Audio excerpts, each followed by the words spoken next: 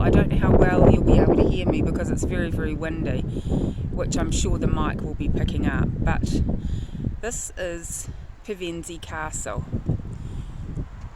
It is the most adorable, quaint little town. And there is this castle here behind me. Now, Pevensey is actually where William the Conqueror's forces first landed. And then they went on to Hastings, which is further up the coast. So this is the inside walls.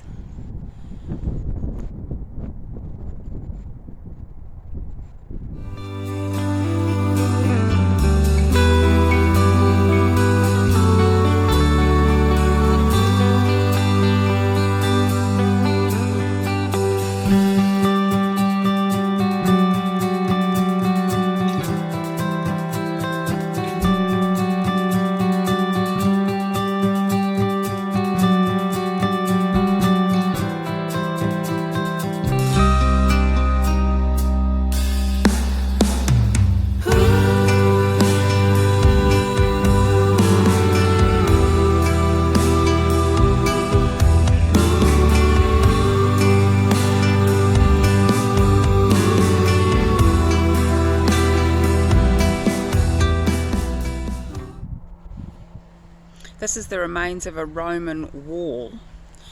They've excavated where this well would have been down there. And when they excavated, they discovered virtually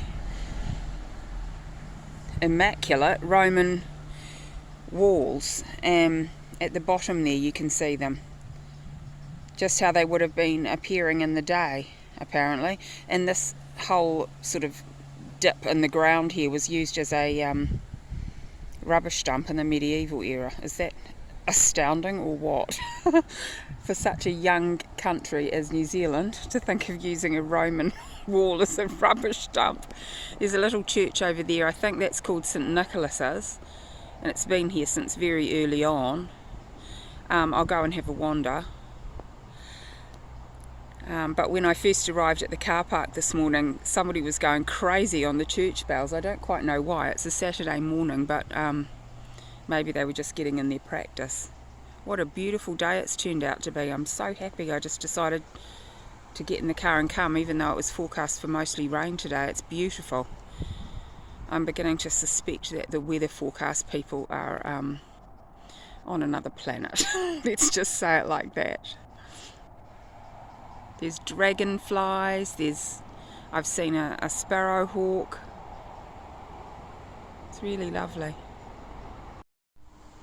So here I am standing on a Tudor gun, sort of, I can't think of the word they use, it's like a stand for a big cannon for when they were awaiting the Spanish Armada. If you look straight through that gap there, it's blurry, sorry. Anyway, straight out there is the ocean. And this place was decaying quite badly by that stage in history, and they decided that they would just stick a gun thing here so that they could use it for something.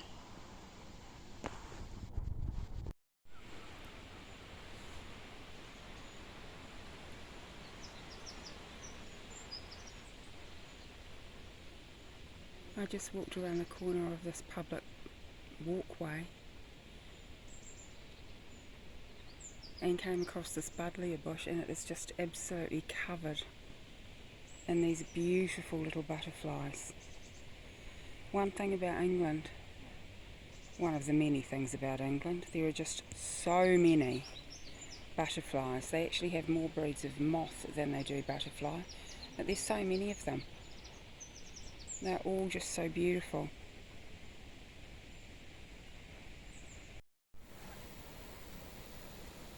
Something else you see a lot of are blackberry bushes. They call them brambles. And there's always fruit ripening on them.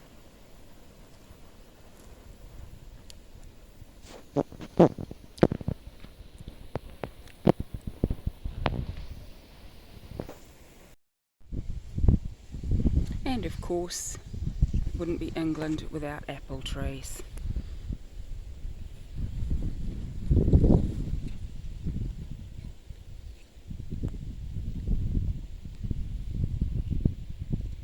Absolutely laden with apples. Here's a plum tree, nowhere near ripe, but it's laden with plums.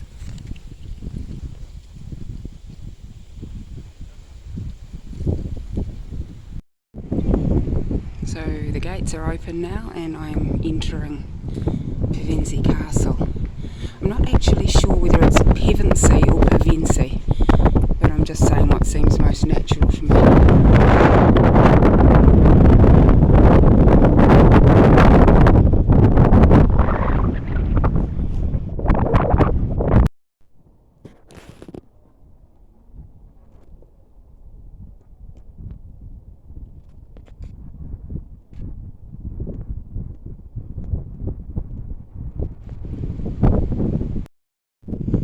There's some steps there, obviously down to the dungeon, and it has a sign saying, "Caution, dungeon, you can get flooded."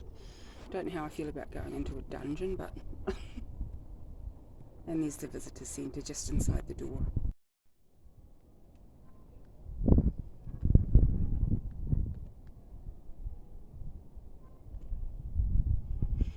That there is a cannon from the 1500s that was originally on that embattlement that I showed you earlier, that was erected to keep a watch out for the Spanish Armada who were coming.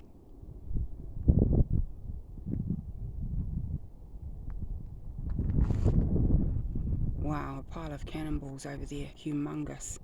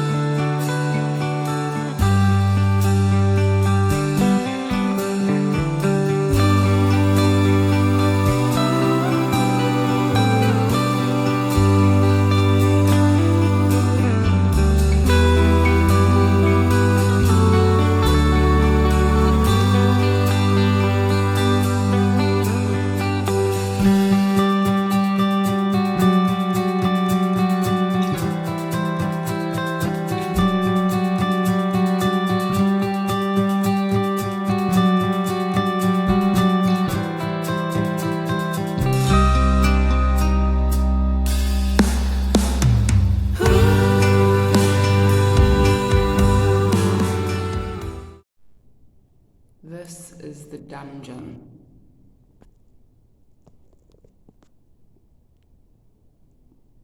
Still water dripping down on me. Moss growing from the ceiling.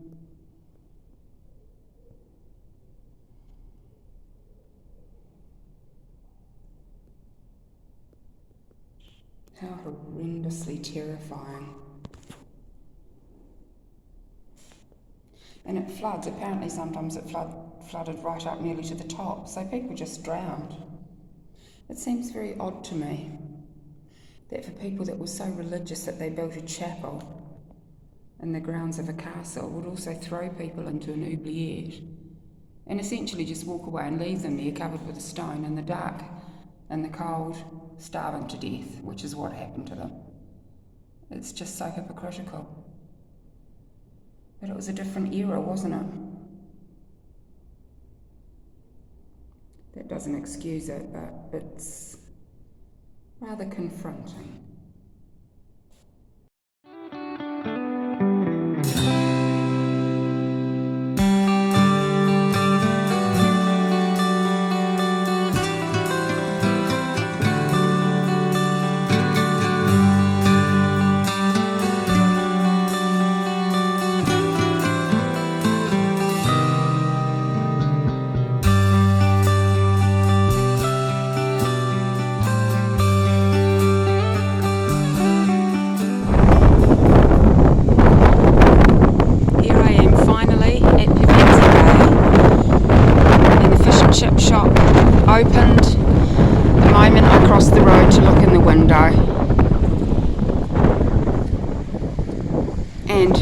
here I've got my fish and chips in England, and I am having my fish and chips at the seaside.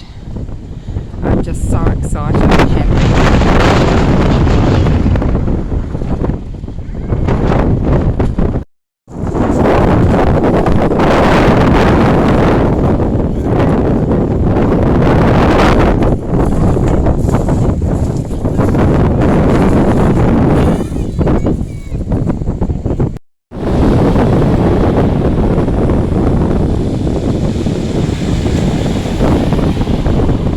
This is the beach where William the Conqueror landed his 700 odd ships and marched inland to the town of Battle eventually.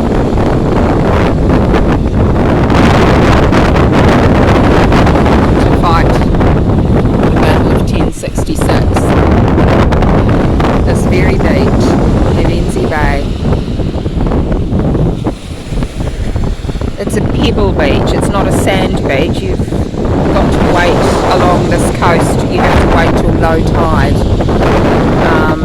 which is another sort of 3 or 4 hours before the sand is revealed.